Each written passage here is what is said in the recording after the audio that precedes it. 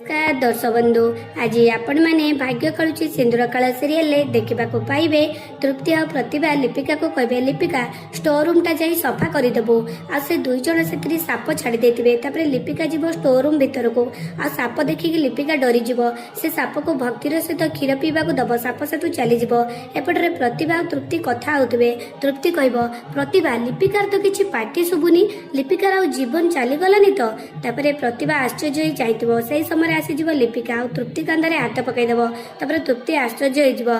तृप्ति कह लिपिका तू लिपिका कह मु स्टोर रूम सफा कर प्रतिभा कह तोर से किसी असुविधा है तो लिपिका कह ना माँ जदि आपण मैंने विश्वास करेंगे मुझे गोटे कथा कह स्टोर रूम रे साप थिला प्रतिभा कह हाँ समस्ते आश्चर्य चाहिए सेपटे लिपिका चलीज सतरे कौन लिपिका प्रतिभा और तृप्तिर षड्यंत्र निजक बंचाई पार आपण मानक कौन लगुच आमको कमेंट करके जनातु।